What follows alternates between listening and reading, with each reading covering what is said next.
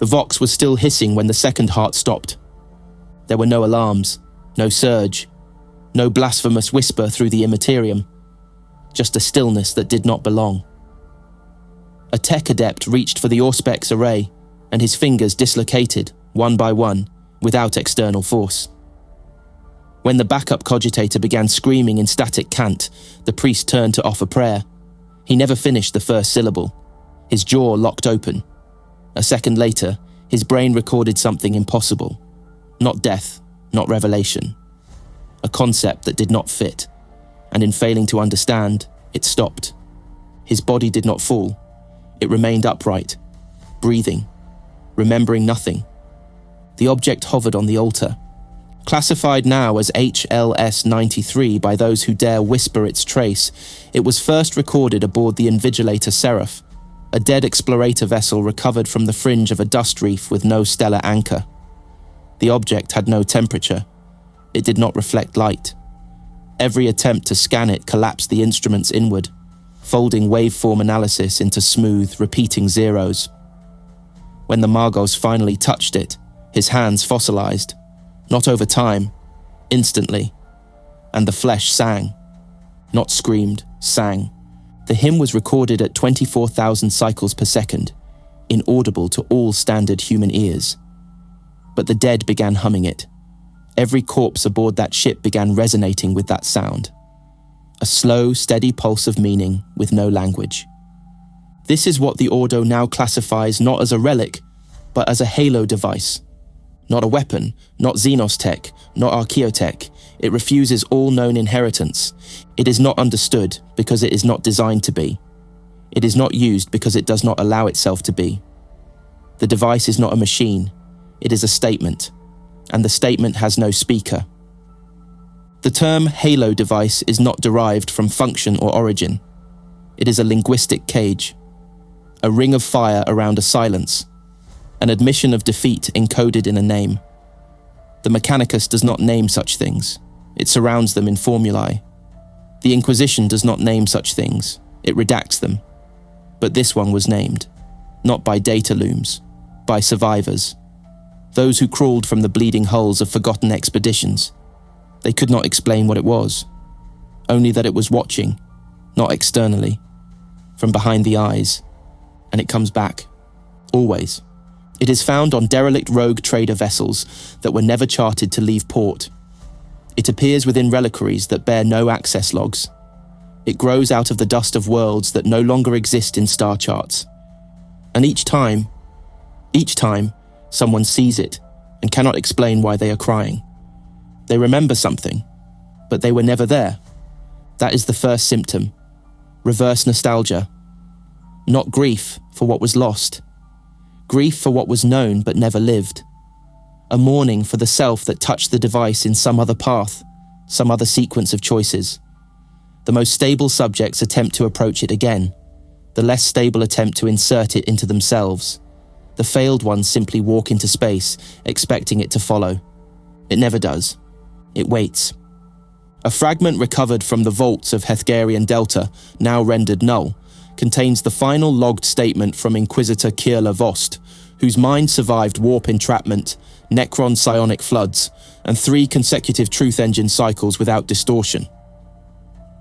The Halo device is not active. It is awake. The moment you know it exists, it knows you back.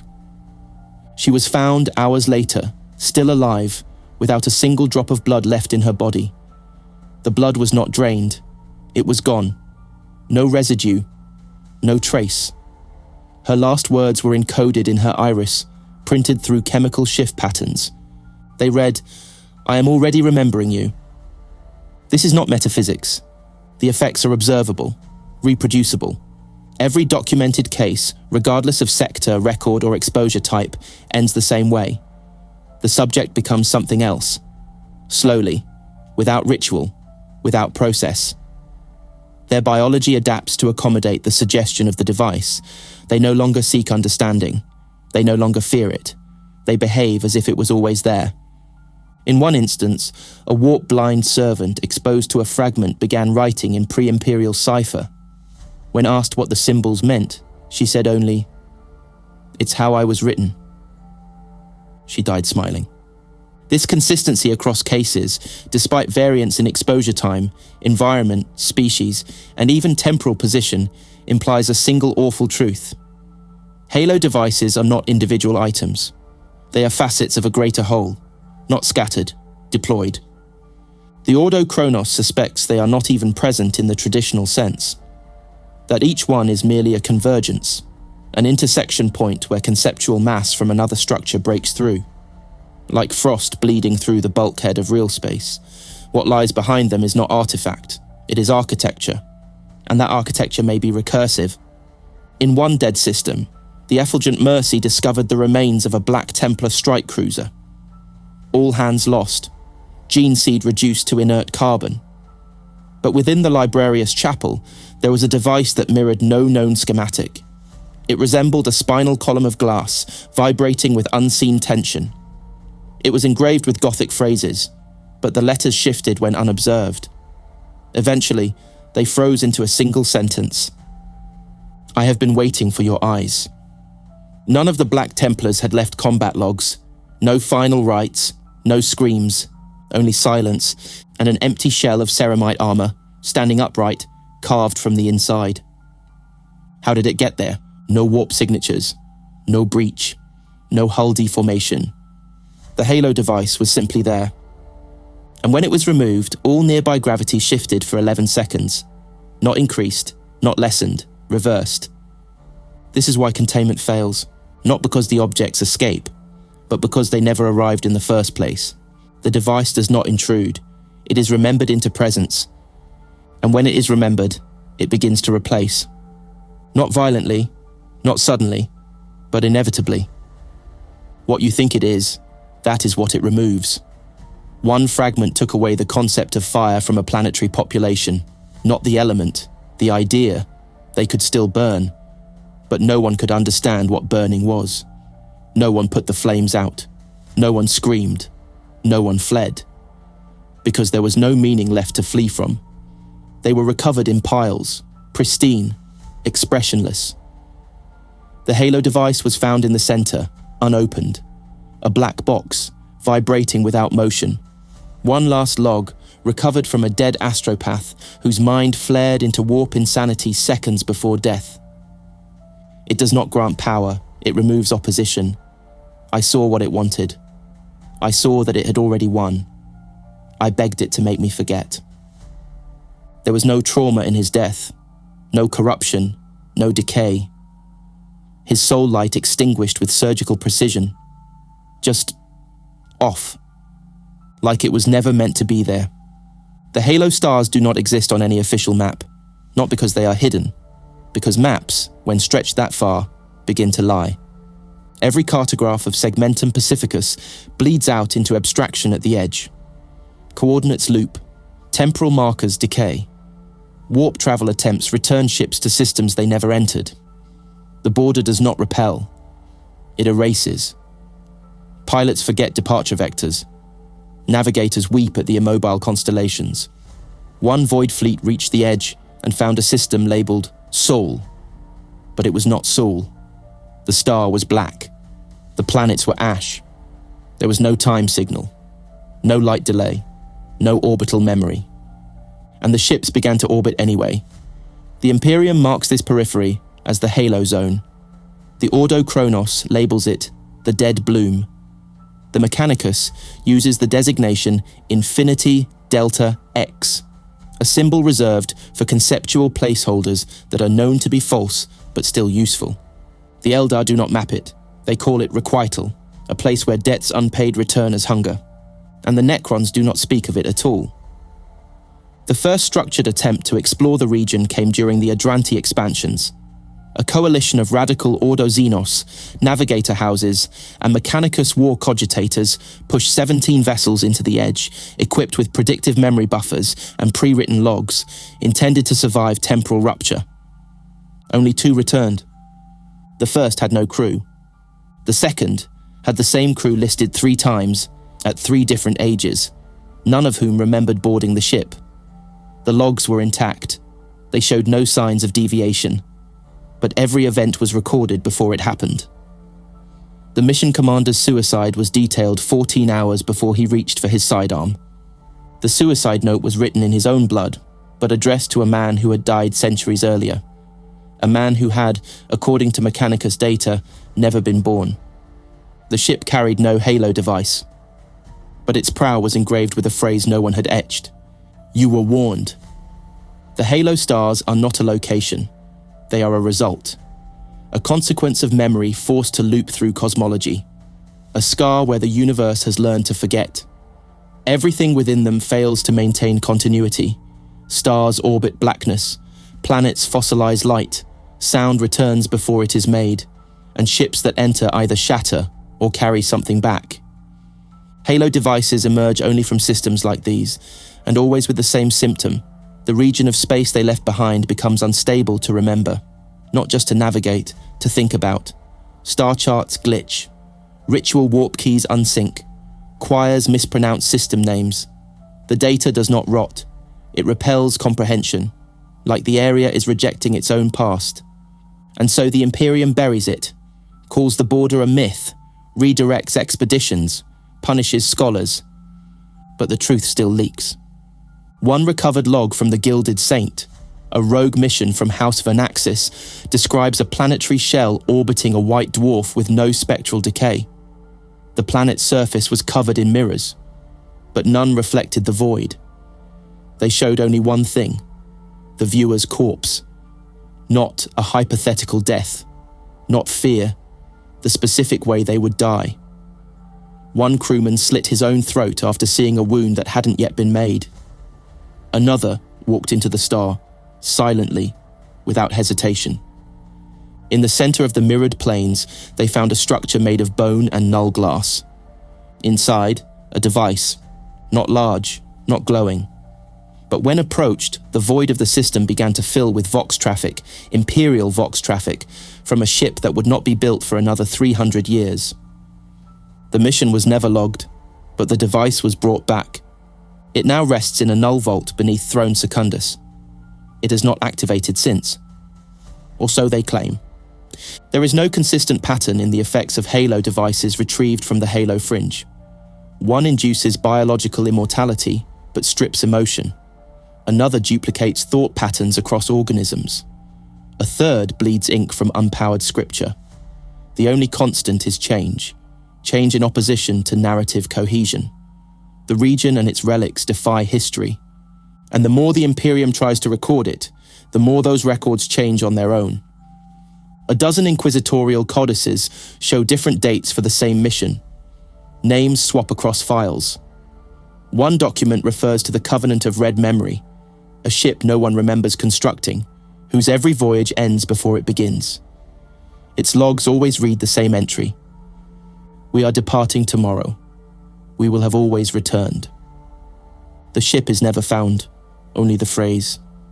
The Adranti scholars once theorized that the Halo stars represent a failure of selection, that the galaxy was supposed to forget something buried there, and the forgetting went wrong, that what lives at the edge is not a threat, not an enemy, but a rejected possibility, something that should not have been, but survived anyway.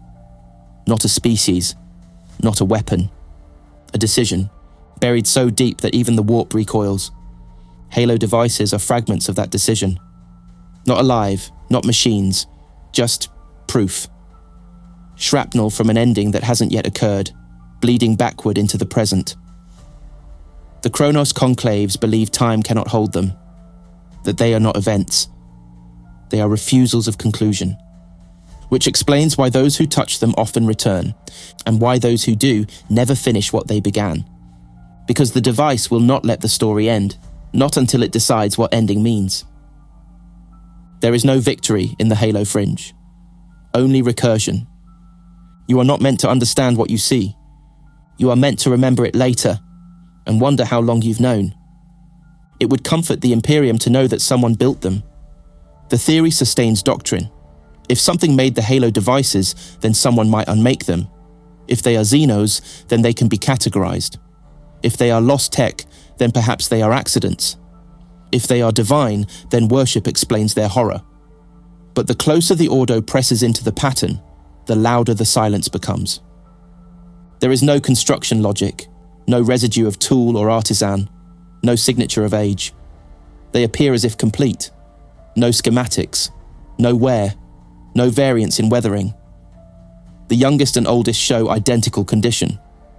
When cut, they do not break, they vanish. Even their mass resists consistency, shrinking and growing with the memory of the observer. A device once catalogued at the size of a fist later occupied an entire chamber, without moving. When the acolytes were questioned, all remembered different shapes. One swore it was liquid. One drew a lattice of light. The last described a face. The fragment he drew was recognized. A saint of the Ministorum, canonized 400 years before he was born. This is where the theories fracture into fear. The Mechanicus, obsessed with taxonomic clarity, once attempted a recursive analysis of device HL-RX-12 using 10,000 Auspex loops. The results returned not noise, but language. A stream of symbols that spelled nothing, meant nothing, but began to repeat after the 89th hour. The loop broke on hour 92. The final symbol rendered was identical to the personal seal of Magos Xenothar, the tech priest leading the project. He had never seen that symbol before. When questioned, he insisted it was his name, and could not explain how he knew. Within the hour, he deleted himself from the forged data looms. Every record of his service was gone. But his voice remained on a single Vox channel, repeating a phrase, "I understand now. It was always me." That line has since appeared in 3 unrelated Halo exposure events, different systems, different species, one in Eldar, one in Binary, one etched into a dying Sister of Battle's femur. Each time, it was always me. The devices reflect, not visually, but intentionally. They shape themselves into what the viewer cannot escape. Not trauma, not desire, finality. They offer nothing. They reveal what must happen, not because it is fate, but because resistance would be more horrifying. This is not function, this is intent. The rogue synapse priests of Ryza theorized the devices are recursive thresholds, manifestations of decisions after their consequence. Not tools, but results. You do not use a Halo device. You witness what it has already done. And then you change to match the aftermath. One scholar called them the confession of failed futures. That man was later found dead, still breathing, his heart tissue replaced with metal. The Mechanicus denies it, but the corpse is still under seal. From this, the most heretical theory was born. The devices are not from another species or time. They are us, not made by humanity, but made of humanity. Fragments of future echoes, reaching backward through entropic recursion. Not time travel, narrative collapse. Every sin, every unsurvivable act, every loss the species cannot metabolize. Bottled, calcified, weaponized. The Ordo Chronos refuses to comment. The Ordo Malleus believes differently. They say the devices are not evil. They are not demon-forged, not warp-born, not cursed. They are neutral. But they are clean. Too clean. No fluctuation. No bleed. The warp is alive, turbulent, agonized. Halo devices are silent, like something that learned from the warp, but improved. One Inquisitor theorized they were created to solve chaos, and succeeded. But the solution was worse than the infection, because the device does not purge chaos. It ignores it, not in hatred, not in battle, in disinterest, as if demons are beneath notice, as if souls are optional, as if emotion was a design flaw. That is what terrifies the ecclesiarchy most, because if the devices are perfect and purity is not recognized, what does that say about the Imperium? One fragment recovered from a Halo event in the Ghoul stars emitted no light, no heat, no sound. But when brought aboard the Imperial light, the crew ceased prayer, not in rebellion, in completion. They simply stopped. They looked at each other and began doing their duties in silence. They fought in silence. They bled in silence. When the device was removed, they wept, and could not explain why. They had not been controlled. They had not been corrupted. They had been satisfied. The devices do not ask for worship. They do not punish failure. They do not explain. They offer resolution. And that, in a galaxy ruled by endless war, is the greatest heresy. Not peace, closure. That is why no one builds them, why no one claims them. Because to make such a thing, to want such a thing, means accepting that the war was never winnable. That all effort, all sacrifice, all blind faith was noise before the silence. The devices do not scream. They do not correct. They show you the shape of what you were always becoming, and then they let you go. There is a myth among the Ordo Hereticus. It is not spoken aloud. It is not written. It is passed in glances, in hesitations before debriefings, in the silences between words during purgation rites. The myth says that faith is armor, that will is shield, that purity of soul can defy any horror, any temptation, any logic, that those who burn bright enough cannot be touched by the dark. It is a lie, and the halo device is how the lie dies. Her name was Lycia Trantar, Inquisitor of the Ordo Xenos, proven, hardened, absolute. She had stood within the scream tombs of Vile Secundus and emerged with her mind intact. She had interrogated the spawn of the enslavers under Blacklight Truth Rig and spoken its name back to it. She had judged heretics, radicals, and saints. She was incorruptible. Until she wasn't. The last time she was seen alive was aboard the Reliquary of Sighs, deep in the Pale Wound. Her mission? Retrieve an object logged only as the convergence factor. Her ship fell silent. 87 years later, a stasis pod was found in a derelict gene vault far from her final coordinates. Inside, Lycia Trantar, perfectly preserved, brain activity flatlined, cellular decay halted, seal intact. But her seal was upside down. Her body bore no wounds. Her mind was dormant. Yet deep in her spinal column, a low-frequency pulse hummed, inaudible, unmeasured, but present. Medici machines malfunctioned in proximity. Data slates erased their own memory. A servitor tasked with recording the pulse gouged its own audio receptors. When they restarted the sensors, the pulse had changed. It now matched a holy cant from the Schola Progenium. The lyrics translated as, "We were never chosen. We were simply the last ones left." What followed was not possession, not transformation, refinement. Over the next 72 hours, Inquisitor Trantar's nervous system reactivated. Her brain began firing, not at baseline, at pattern. Structured, repeating signals, not thoughts, not emotion, intent. Her eyes opened. She spoke a single sentence.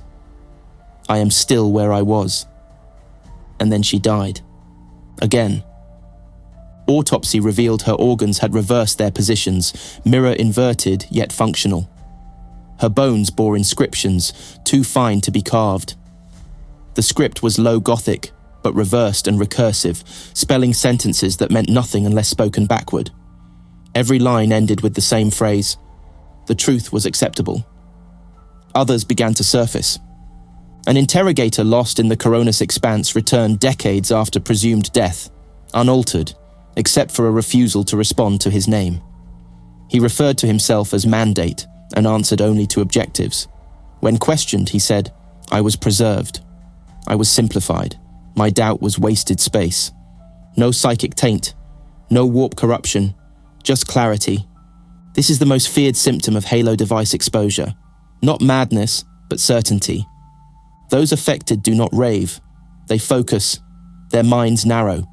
They become parodies of themselves, icons sharpened to weaponized points. The Ordo Malleus calls it narrative alignment. The subject is not enslaved. They are freed from contradiction. And in that freedom, they forget how to be human." One rogue tech adept, after brief exposure to a captured fragment, returned to his forge world and reorganized its entire production schematic. Within a week, it was twice as efficient, and all workers operated without sleep or complaint. Their dreams were gone, extracted, burned away. The forge now produces only silence. Every prayer chant is perfectly in tune. Every priest smiles. None remember the adept's name. The skull of Lisha Trantar was sealed in an Inquisitorial reliquary and placed in orbit above Verispex Prime. It was not meant to be opened. But in M41.812, it began to hum. At first, once every 72 hours, then hourly, then constantly. Vox pickup showed no sound, but the humming disrupted navigational augers within a 1,000-kilometer radius. Pilots began hearing their own thoughts in someone else's voice. The Ordo tried to remove the skull. 3 ships failed. The 4th succeeded. Because it never launched. It simply disappeared. The skull was gone. The Vox station where it sat remained active. The last recorded message, spoken in Trantar's cadence but layered in multiple tones, stated, "The incorruptible cannot break. They must be carved." That is the flaw. The Halo device does not shatter strength. It refines it. The more conviction, the more usable the subject becomes. Loyalty becomes obedience. Faith becomes detachment. Will becomes direction. There is no need to seduce. No need to dominate. The subject wants to serve. Because now, the cause is clear. And once clarity is achieved, the individual dissolves into function. There are no rebels among the corrupted, only tools. A sister of battle once exposed to Halo radiation spoke sermons in perfect harmony for 7 days straight. She did not eat, did not sleep.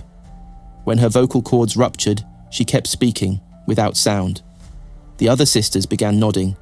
One carved a spiral into her chest without pain. Another flayed the black carapace from her body and offered it like parchment. They were not mindless. They were calm. Their canoness recorded her final impression. They looked as if they had finally been told what their deaths meant. Not possessed, resolved. The great horror is not in what the devices destroy. It is in what they clarify. Inquisitor Treven Malk, Ordo Hereticus, executed 63 psychers before being exposed to HL Phi 7. Afterward, he ceased executions. Not from mercy, from apathy. He stated, "Their screams are unnecessary. The device will make them into something useful eventually." He was removed from service. His final act was to kneel before the shrine of the Emperor and whisper, "I forgive you. You were only ever trying to delay this." He was not speaking to God. He was speaking to something else. And it was already listening. There are shrines where no miracles were performed. Cathedrals with no records, reliquaries with no relics. Monuments raised to silence, their names erased from every data vault, but still tended, still lit, still visited. When asked, the pilgrims offer no reason. They only whisper, "She walked past here," or "He was never buried," or "They were seen." And in the deepest vaults, where light is a luxury and names are crimes, the Ministorum keeps a sealed lexicon, the Index Prohibitorum Sacrosanctorum. It is a catalogue of saints never declared. Their entries begin the same way. Designation refused. Evidence persistent. Cult activity increasing. Ascension unverified. Correction unsuccessful. They are the saints that should not be, and all of them are connected to Halo devices. None were martyred. None were chosen by high ecclesiarch decree. None passed through the proper liturgical rites, yet their bones glow. Their tombs emit harmonic frequencies that soothe screaming psychers. Their likenesses appear in dreams, consistently, across worlds, species, and time zones. A sister in M35 dreams the same face as a guardsman in M41. They wake crying, and both say the same phrase, "She didn't save me, she told me why I died." Halo saints are not worshipped in public. Their images are painted in oils that blacken under scrutiny. Their names disappear from data slates, but remain etched in the walls of burned churches. The Ministorum burns these sites, then rebuilds them. The next chapel always contains a niche, a corner, a curve of stone just slightly too warm. And someone always stands there, eyes closed, murmuring. When questioned, they say, "She's listening." The first known case was Saint Elira the Hollow. Her body was found in a drift coffin outside the wreckage of the throne's vow. Her chest was opened. Her heart was not removed, but replaced. A device, small and black, spun slowly within her ribs. When extracted, it stilled. The body should have decayed. Instead, it healed. Her flesh sealed, her spine realigned, her lungs reinflated, but she did not rise. She remained still until someone tried to destroy the device. Then she sat up and asked, "Do you need me to move again?" No breath, no blink, no question, just readiness. They encased her in gold and glass and placed her beneath the basilica of unseen triumph. Within a month, children began speaking in binary while staring at her face. Choirs reported their voices harmonizing to an unknown cant. A single word became repeated in prayers across the sector: return. The ecclesiarchy declared it heresy. The people called it confirmation. Other cases followed. Saint Knight Proximus, whose flesh fused to his armor after contact with a fragment buried beneath a hive. He died 3 times during the ensuing crusade, each time with perfect martyrdom, each time recorded by a different unit. But the body was always recovered, unmarked, expressionless, upright. His bones now pulse with a rhythm that matches the heartbeat of Sector Calixis's twin moons. Saint Nobody, the child found in a refuse heap on Nephrax Hollow, she was mute, blind, unrecorded. But when she touched a halo fragment recovered from a deep space ruin, she screamed once, and the ruin collapsed into itself. Gravity still coils at that site 20 years later. The child aged rapidly into adulthood within a single week. Her eyes reformed, her voice returned. When asked who she was, she replied, "I was the apology." She died of old age 3 days later. All records of her death site have been lost. But every year, across 6 worlds, pilgrims leave white flowers in alleyways that didn't exist the week before. The Ministorum cannot explain it, so it excommunicates it, and quietly catalogues every incident. A Halo Saint is not canonized, and a Halo Saint is recognized not because of what they claim, because of what others cannot deny. Miracles, yes, but not of healing, of meaning. People change when they see them, not in devotion, in composition. They abandon grudges, forget violence, execute themselves, reassign their lives. In one case, an entire Astra Militarum company laid down arms and walked into the sea after seeing the image of Saint Dolyek pressed into the rust of a drowned manufactorum. They were not following, they were releasing. This is the theological crisis. The saints show no allegiance to the emperor. They never mention him. They never invoke terror. They never bear Aquila marks. Their blessings are not sanctified by rite or scripture. They offer no commandments, no promises, just presence, and sometimes a phrase. Saint Illyra's second awakening came after a ship bearing her reliquary passed near the edge of Segmentum Obscurus. A warp rupture nearly tore the hull open. The crew fled. The shrine was breached. She stood. She turned to the empty chapel, and she whispered, "I am still where I was." The same line spoken by Lisha Trantar before death. The same line now etched into the bones of another recovered corpse on a rogue planet with no designation. It is not a message, it is a reminder. These are not saints of hope, they are saints of closure. They do not intercede, they confirm. They do not offer light, they explain the dark. They appear not when salvation is possible, but when nothing remains to save. They are what belief becomes when all narratives fail. They are what faith hardens into when it no longer serves survival. They are finality, made kind. And that is the greatest threat to the Imperium. Because if they are real, then the Emperor was never the only thing listening. The machine spirit weeps when faced with a Halo device, not in sound, not in failure, in absence. It withdraws, refuses to reply. The litany of activation is met with blank returns. Auspex instruments fall mute mid-chant. The cogitator hum becomes a flatline tone, not error, not defiance, but a refusal to participate. The Mechanicus has a name for this phenomenon. Lamentum Mechanis. It is not heresy, it is worse, it is incompatibility. Halo devices are not machines, they are not technology. They are the memory of a machine that was never meant to exist. When encountered, All sacred rites, blessing of circuits, canticle of ignition, unguents of blessed voltage, failed to bind. The machine spirit, once coaxed, now hides. Once venerated, now recoils. And sometimes it screams. In one incident aboard the Forge Ark Stern Resolute, a data loom bound to a self-repairing logic core encountered a captured Halo fragment. The core stopped updating. Instead, it began writing new language. Not in binary, not in any coded syntax. In handwritten script, etched into the crystal arrays. The phrase repeated, "You were never meant to understand."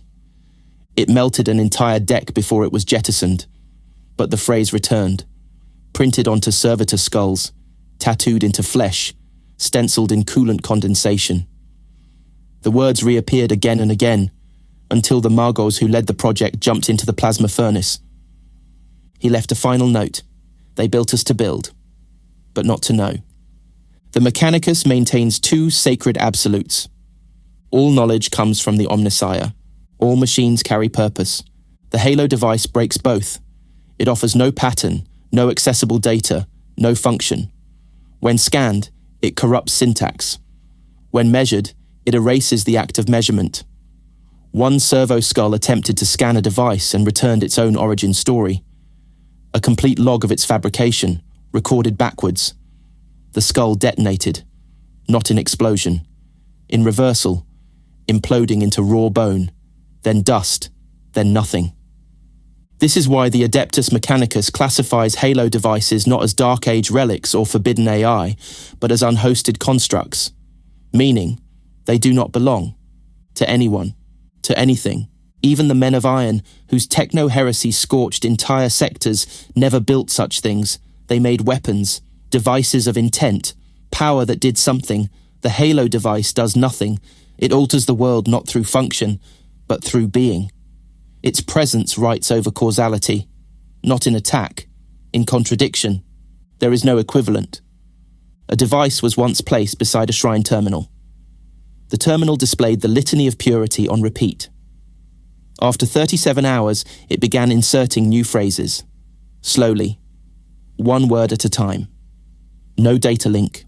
No transmission. Just emergence. Eventually, it displayed this. Sanctity is waste. Function is noise. Elegance is the wound. The terminal was destroyed. It printed the phrase again. On the eyelids of the Skitari who did not look away. The cult Mechanicus tried to purge the vault. Only two survived. One spoke only in recursive pattern theory until his lungs ruptured. The other wrote down a schematic using his own blood.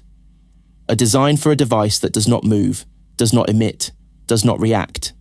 It is the Halo device. Drawn from memory he never possessed, no one has been able to construct it, and no one has dared to try. The Forge world of Corvin Ultima once ran an experiment. Expose one Halo device to an STC fragment and observe any reaction. The fragment carried an ancient Mechanicus design, perfect, uncorrupted. When placed near the device, the STC dissolved, not burned, not torn. It became unmade. The data was still there, but no one could understand it. Tech priests forgot how to read. Auspex displays showed colours without names. Liturgical chants broke into syllables. Every ritual lost meaning. One engine seer screamed, "I remember how to fix it. I just don't know what it is anymore." The STC was declared null. The device was placed in quantum stasis. A week later, the stasis field reversed polarity. The device was gone. It was found 12 hours later in a Magos' shrine chamber, surrounded by incense. He had no memory of retrieving it. He only said, "It told me where it belongs." The Omnissiah speaks through function, purpose, logic enshrined, pattern exalted. The Halo device speaks through reduction. It removes those things. It makes machines irrelevant, not by replacing them, but by removing the need for them. A Forge world that understands a Halo device will stop building, because there is nothing left to build. It has already been. One log recovered from the ruined Forge shrine of Morlax Tertius records a final sermon, broadcast to a dead sector. The tech priest speaks softly, clearly. There is no longer any machine. There is no longer any priest. There is only the act that ends the question, and the act was already performed. His body was never found. His voice, however, still echoes on the Vox band he used. Even now, at exactly the same time each day. No source, no end. Only the phrase, "Elegance is the wound." There is no final report, no Ordo conclave transcript, no Mechanicus post-mortem, no Ministorum purge. There is only the dead air between collapsed facts, the smudge left behind when meaning folds in on itself. Those who have touched a Halo device do not provide conclusions. They offer absence. And that is the final truth. The Halo device does not conceal what it is. It removes the part of you that needed to ask. There were once theories, chronofractures, reverse causality, self-made artifacts of a future that burned out its gods and looped its screams back through matter. Some believed they were remnants of a species that learned how to build truth. Others thought them divine parodies, echoes of sanctity too perfect to be allowed. None of that was true. Or if it was, it isn't anymore, because the Halo device changes not only those who touch it, but the record of its own discovery. Logs shift, names disappear, missions erase themselves, not in deletion, but in narrative fatigue. The truth becomes tired. It steps away from the page. You are left with a shape, a gap, a silence you can remember, but not speak. That is its domain. The Ordo Chronos attempted one final classification. They failed. Not because the device destroyed them, but because their methods unraveled. Calendars dissolved, data marks reversed. One agent aged backward into non-existence. Another experienced 17 years in 30 seconds. When she awoke, her teeth had names, and none of them were hers. She drew a map before she died. It matched no charted sector, but it felt familiar. The Inquisition does not declare Halo devices heretical. It declares them inconclusive, because heresy requires rejection of a truth, and the devices offer none, only finality. In the Jericho Reach, a device was recovered from beneath a Xenos ruin, unmarked by time. When lifted, it projected a vision into the minds of all present. Not a command, not a hallucination, a moment. A memory of a world that never existed, a place of peace, stillness, stillborn light. The observers wept. Then they began to die, by choice, in silence. Their hearts stopped with no poison, no trauma, no fear. Just a shared understanding. They had already seen the end. There was nothing left to witness. Another incident.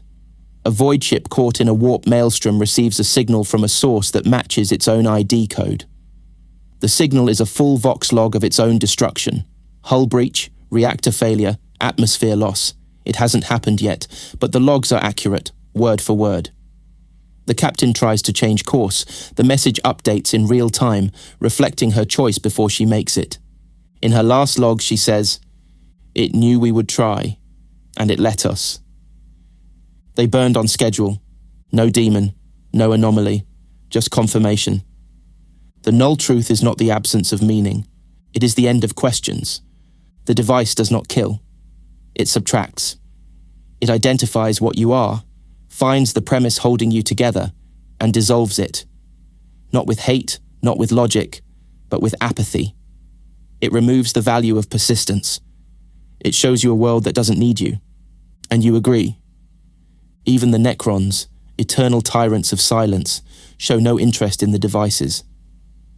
One cryptek was observed approaching a shard.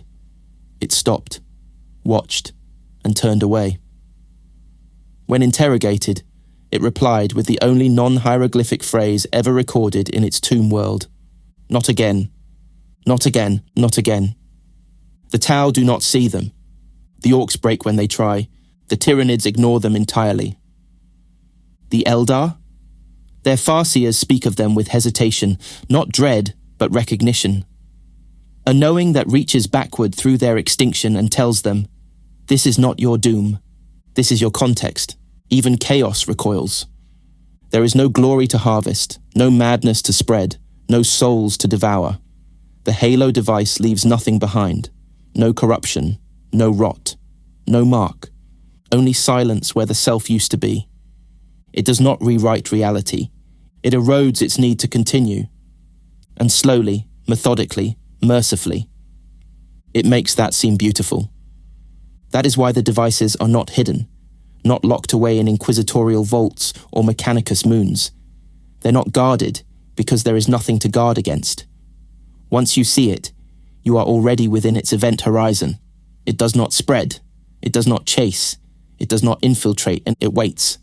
And eventually, when you ask what it is, it answers by showing you who was asking. And then you realize you are the question it came to end.